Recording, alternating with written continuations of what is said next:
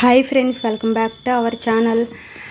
పిల్లల్ని అయితే చాలా జాగ్రత్తగా చూసుకోవాలండి మనం చిన్నపిల్లల్ని. ఎందుకు చెప్తున్నా అంటే మా తమ్ముడు కొడుక్కి మంచం మించి కింద అయితే పడిన తర్వాత అయితే మనకి చేతికి బోన్ అయితే ఇరిగిపోయింది. దాన్ని అయితే ఆపరేషన్ చేశారు కానీ అదైతే సెట్ అవ్వలేదు. మళ్ళీ దాన్ని ఫిజియోథెరపీ ద్వారా చేపించినా కూడా అది కొంచెం చెయ్యి అయితే వంకర అయితే వచ్చింది.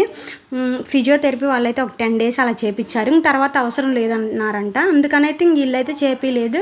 అది ఇప్పుడు ఏమైందంటే చేపించిన 2-3 months తర్వాత అయినా వాడు స్ట్రైట్గా అనలేకపోతున్నాడు చేతిని.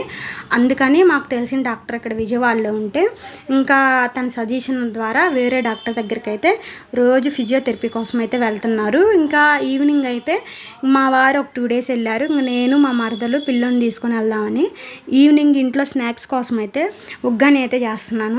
ఇంకా దాంట్లో బజ్జీలు కూడా చేస్తున్నాను. చాలా బాగుంటుంది ఉగ్గాని మాత్రం. ఎన్నిసార్లు చేసుకున్నా అసలు చాలా టేస్ట్గా ఉండిద్ది. దాంట్లో బజ్జీల కాంబినేషన్ కూడా చాలా బాగుండిద్ది. ఉగ్గాని చేయడం కూడా చాలా సింపుల్. మనకి ఎక్కువ టైం పట్టదు, ఎక్కువ పెద్ద ప్రాసెస్ కూడా కాదు. మనం బొరుగుల్ని కొంచెం వాటర్లో అయితే వేసి కొంచెం నానిన వెంటనే పిండి పక్కన అయితే పెట్టేసేసుకోవాలి. దీంట్లోకి అయితే పొడి అయితే మనం ఒకటి ప్రిపేర్ చేసుకోవాలి ఉగ్గానీలోకి.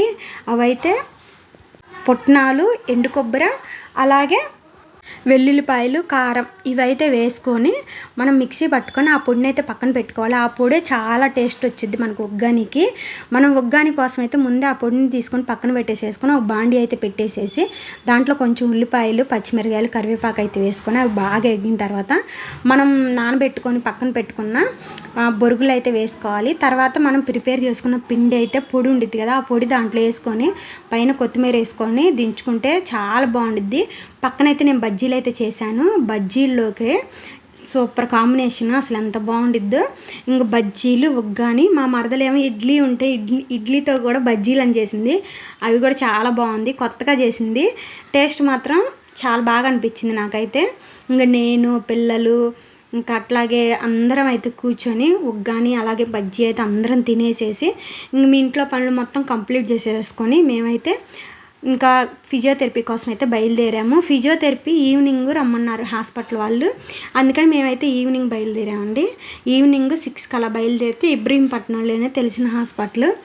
మేమైతే బస్ స్టాండ్కి వచ్చి కంచర్ల బస్ స్టాండ్, నేను మా మరదలు ఇంక అక్కడైతే బస్సు ఎక్కేసి ఇంక ఇబ్రహీంపట్నంలో అయితే దిగాము. ఇబ్రహీంపట్నంలో దిగిన తర్వాత కొంచెం దూరం నడుచుకొని వెళ్తే మనకి ఇంకా హాస్పిటల్ అనేది వచ్చిద్ది.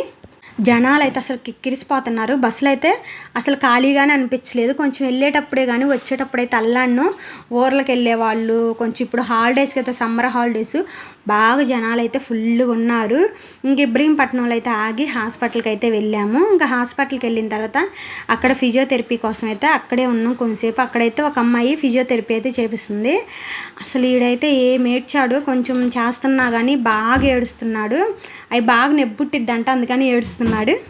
అందుకే పిల్లల్ని అయితే మనం జాగ్రత్తగా చూసుకోవాలి. ఒక్కోసారి ఎంత జాగ్రత్తగా చూసుకున్నా కానీ పిల్లలు అవి పడతా ఉంటారు. కానీ ఫిజియోథెరపీ మాత్రం చాలా ఇంపార్టెంట్ అని నాకు ఇలా ఆపరేషన్ చేసిన తర్వాత ఇట్లా మా బాబుని చూసినప్పుడు అర్థమైంది. ఎప్పుడైనా బోన్ ఫ్రాక్చర్ అయినా ఏదైనా కానీ అసలు ఆ పిల్లోడు ఏడుస్తుంటే నాకైతే భలే బాధేసింది. చాలా నొప్పిగా ఉండిద్దని ఏం ఏడుస్తున్నాడో బాగా గుక్కబట్టి ఏడుస్తున్నారు. ఇంకా అట్లాగే ఆపి ఒక 10 minutes 15 minutes ఫిజియోథెరపీ అయితే చేసిన తర్వాత మేమైతే రిటర్న్ అయితే ఇంటికి అయితే బయలుదేరాము. మేము ఇంటికి బయలుదేరి దారిలో ఇంక నేనేమైనా తింటాను అంటే మేమైతే ఫలూదా తీసుకుంటే మా బుడ్డోడికి అయితే ఐస్ క్రీమ్ అయితే తీసుకున్నాం. వాడు కొంచెం ఏడుపైన మాంతాడని.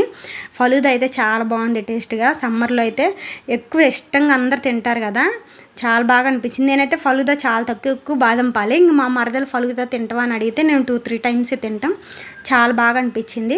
ఇంక మేము ఫలూదా తిని మా వాడు ఐస్ క్రీమ్ తిని ఇంక ఇంటికి బయలుదేరేసరికి ఆల్మోస్ట్ 8-8:30 అలా అయింది. మేము బయలుదేరటమే కొంచెం ఆలస్యంగా బయలుదేరాము.